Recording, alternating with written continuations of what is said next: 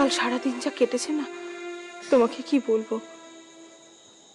আদি এখনো কিচ্ছু খায়নি।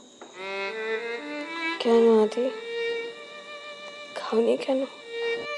আমার খিদে পাচ্ছিল না মা, তুমি আসবে তারপর আমাকে খাইয়ে দেবে।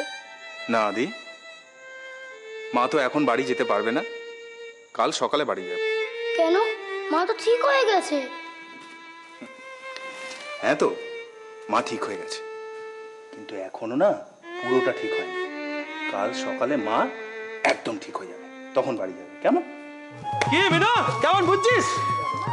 জানো পিটারদা, দাদা যদি দেখতো না যে তোমরা এত কিছু করেছো, তাহলে খুব আনন্দ পেত। আরে বাবা, তোর দাদার আনন্দ মানে তো আমার আনন্দ, তোর দাদা বিয়ে মানে তো আমারই বিয়ে। কি কি কি?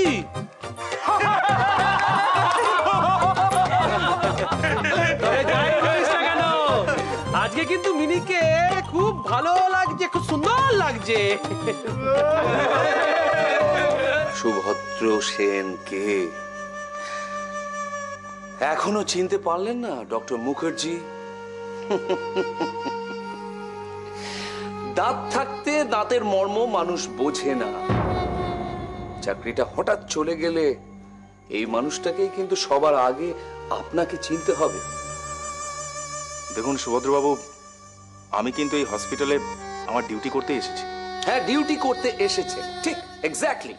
কিন্তু আপনার ডিউটিটা ঠিক কি সেটা আপনি জানেন না। এনিওয়ে, আপনাকে একটা কথাই বলার, মৌসুমীকে এই হসপিটাল থেকে রিলিজ করা হচ্ছে না।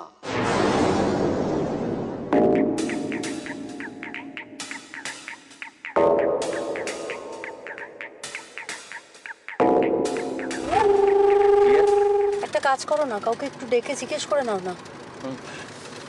একটু একটু আস্তে আস্তে আস্তে। হ্যাঁ, হ্যালো, এক্সকিউজ মি। রাজু বাড়ি যাবেন? সোজা গিয়ে ডান দিকে, তারপর আবার ডান দিকে, তারপর আবার ডান দিকে, ব্যাস। ওকে, ফাইন, থ্যাংক ইউ। দাদা, রাজু খুব ভালো ছেলে, ওর বাড়িতে যদি মেয়ের বিয়ে দেন না, মেয়ে হেভি সুখে থাকবে।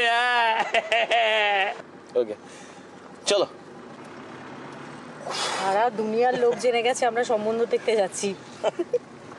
তানিয়া দেখ, সবই ঠিকঠাক এগোচ্ছে, তাহলে অকারণে কেন টেনশন করছিস বলতো? শোন, বিয়ের আগে না মেয়েদের এরকম একটু টেনশন হয়, তোরা বুঝবি না। এই দেখ নীল, সবসময় না ফাজলামোটা ভাল লাগে না, হ্যাঁ ঠিক আছে? আর এই মুহূর্তে তানিয়া টেনশন হওয়াটাই স্বাভাবিক। যা বাবা। দেখ, টাকা আমার দিকে, আমি বলছি কিচ্ছু হবে না, সব ভালো হবে, দেখবি সব ভালো হবে। জানি, কিন্তু তাও জানি না কেন ভয় করছে প্রিয়া।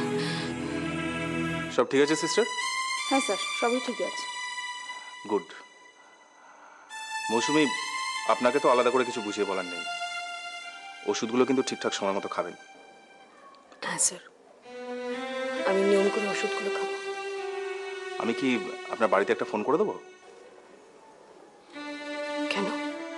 বলে দিই আপনার ছুটি হয়ে গেছে। না স্যার, তার কোনো প্রয়োজন নেই।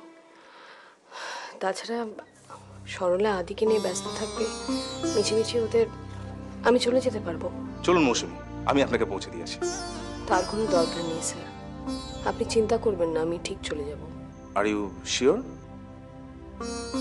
ঠিক আছে, সাবধানে যাবেন।